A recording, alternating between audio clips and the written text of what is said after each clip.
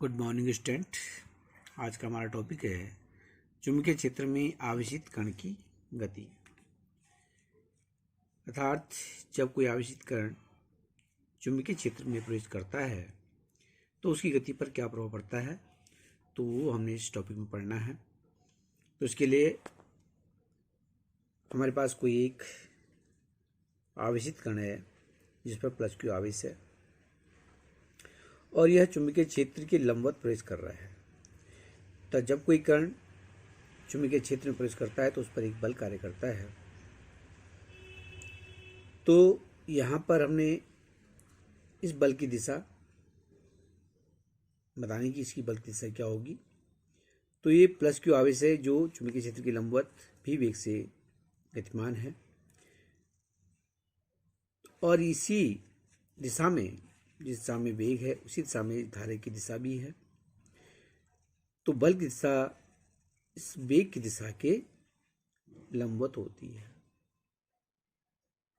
जो कण की गति की दिशा है उस दिशा के लंबवत बल की दिशा होती है। हमने इस बिंदु पे निकाला। हमने दूसरे बिंदु पे देखते हैं। यहाँ पे हम देख रहे हैं कि वेग और धारा की दिशा एक ही है, लेकिन बल की दिशा इन दोनों की लंबवत है। इस बिंदु पे देखते हैं, यहाँ पे भी हम देख रहे हैं वेग और धारा की दिशा एक ही है, जबकि बल की दिशा जो है इन दोनों के लंबवत है। इस बिंदु पे देखते हैं, यहाँ पे हम देख रहे हैं कि बल और धारा की दिशा एक ही है, वेग और धारा की दिशा एक ही है, जबकि बल की दिशा क्या है, लंबवत है। ठीक है, इस प्रकार से हम इसको मिलाते हैं सभी बिंदुओं को, तो एक हमारा ये वृत्ताकार पथ बन जाता है जिसकी त्रिज्या हम आर लेते हैं और इसका केंद्र वो है। तो हमने यहाँ पर देखा कि जब कोई आवेशित कण किसी चुंबकीय क्षेत्र में लंबवत प्रवेश करता है तो उसका जो पथ होता है वो कैसे होता है, वृत्ताकार होता है। ये पॉइंट भी काफ़ी इम्पोर्टेंट है। एग्जाम में क्वेश्चन आता है कि कोई आवेशित कण जब किसी चुंबक के क्षेत्र में लंबवत प्रवेश करता है तो उसका पथ कैसा होता है। तो आपको ध्यान रखना है उसका पथ कैसा होता है, वृत्ताकार हो जाता है। ठीक है, अब हमने इस वृत्ताकार पथ की जो है जो त्रिज्या है उसका मान हमें ज्ञात करना है कि इसकी त्रिज्या क्या होगी। ठीक है, इसको हम लिखते हैं।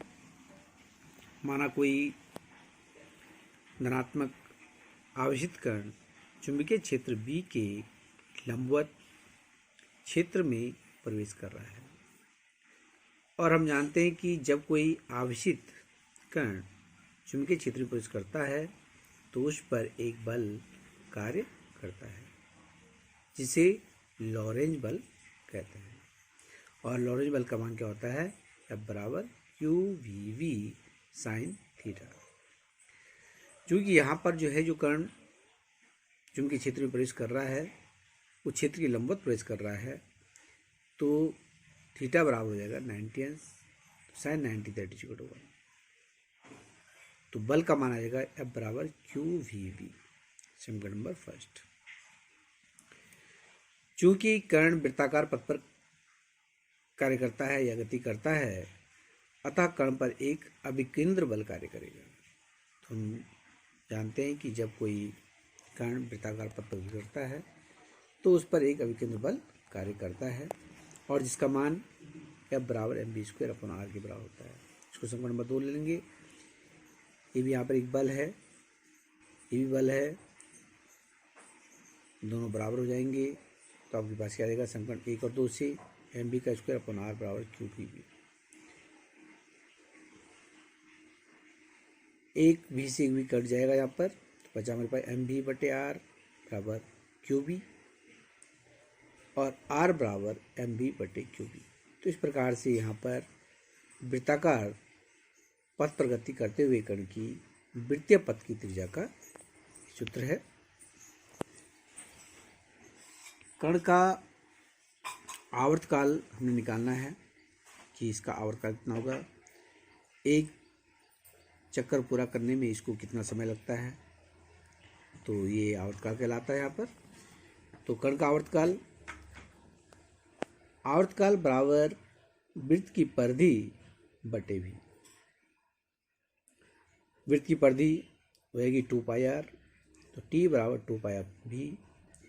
समीकरण 3 से r का मान रखने पर, समीकरण 3 से यहाँ पर जो r का मान है उसको यहाँ पर रख देंगे, तो t बराबर आ जाएगा बस 2πmv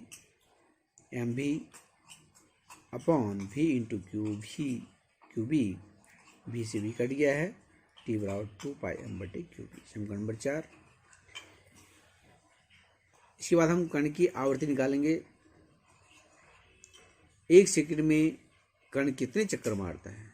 एक सेकंड में चक्रों की संख्या को हम क्या कहते हैं, आवर्ती कहते हैं। ठीक है, प्रति सेकंड कण द्वारा लगाए गए चक्रों की संख्या को। ठीक है, और ये यहाँ पर आवर्तकाल और आवर्ती में जो संबंध होता है सूत्र हम यहाँ पर प्रयोग करेंगे। n बराबर 1/t, टी का मान रख देंगे यहाँ पर समीकरण 4 से। टी का मान रखने पर n बराबर 1/2πm बटे क्यूबी, n बराबर क्यूबी बटे 2πm। तो इस प्रकार से हम आवेशित कण की जिस पथ पर वह गति कर रहा है उसकी त्रिज्या निकाल सकते हैं, कण की आवर्ती निकाल सकते हैं और कण का आवर्तकाल ज्ञात कर सकते हैं। काफ़ी इंपॉर्टेंट प्रश्न है ये भी, ध्यान से आप इसको भी पढ़ेंगे।